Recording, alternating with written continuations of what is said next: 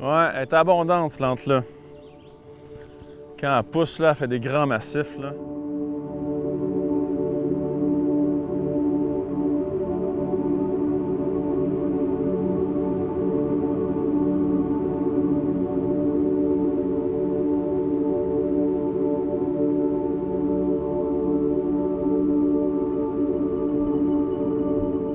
Fait qu'il y a l'épilobe, qui est comme la plante principale, avec laquelle on fait les notées, mais il y a aussi le framboisier, qui est aussi une autre plante là, très connue en tisane, là, très connue pour les femmes notamment. Puis ça, oxydé, comme l'épilobe, ça fait un thé extraordinaire. Fait que c'est vraiment les deux plantes principales qu'on utilise. Puis souvent, ce que je vais faire, je vais récolter quelques feuilles, je vais les rouler entre les mains, comme si je commençais le processus du thé. Puis là, je check les arômes, je check ce que la plante a à donner.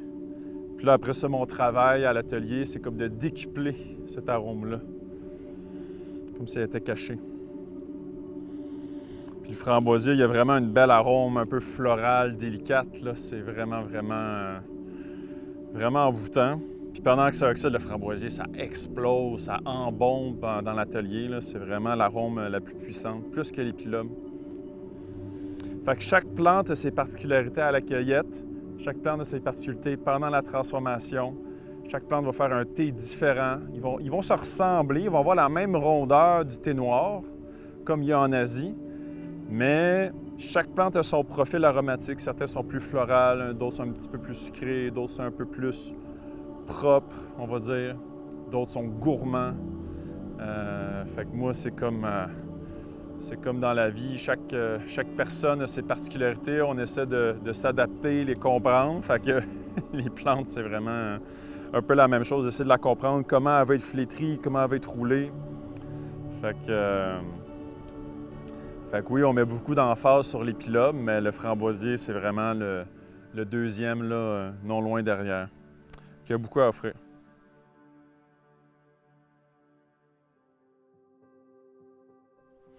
La spirée, c'est une autre des plantes que j'utilise, que je fais des tests avec. Ça, là, c'est...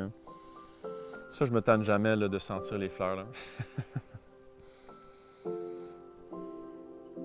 Fait que ça fait un autre thé avec un autre arôme un peu fruité.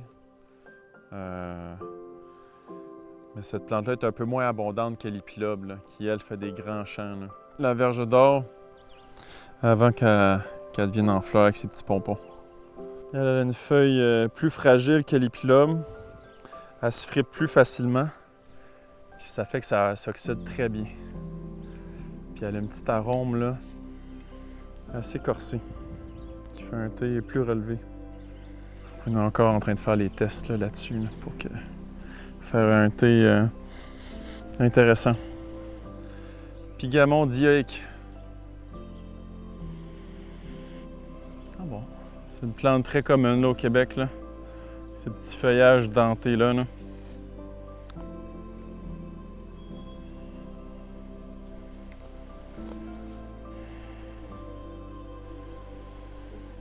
C'est un peu mon historique. Commencé la cueillette il y a des années avec le thé du Labrador. Tu sais, ça puis d'autres plantes, là. Mais ça a un peu commencé par ça, là, genre l'amour des plantes. Puis qu'est-ce qu'on peut utiliser en tisane, qu'est-ce qu'on peut utiliser en transformation. Puis là, avec le temps, là, mené, j'ai découvert l'épilobe, puis qu'on peut faire du thé avec les thés asiatiques. Mais tu sais, ça a commencé avec le thé du Labrador, qui est un peu la tisane emblématique du Québec, là, tu sais. Je suis tout le temps en train de prendre des feuilles puis là, les écraser entre mes doigts. J'ai toujours fait ça. Tout le temps essayer de catcher c'est quoi les arômes. Puis là, ça me donnait des idées de comment transformer ça. Je faisais des miels infusés, des huiles, des teintures mères avec différentes plantes. Puis le thé du Labrador, ben ça a du goût. Une plante bien connue du Nord. C'est comme ça que ça a commencé, hein? Moi qui se promène dans le bois, curieux des plantes qui poussent ici. Puis là, des années plus tard, je suis rendu avec une entreprise, avec des employés, des machines. C'est tout un chemin. Tout un chemin de persévérance et de passion. Donc ici, on va cueillir l'épilobe, le framboisier et d'autres plantes qu'on va transformer comme les thés asiatiques. Puis, c'est ce qui va faire les premiers thés boréaux, les premiers thés québécois, sans caféine, sans théine.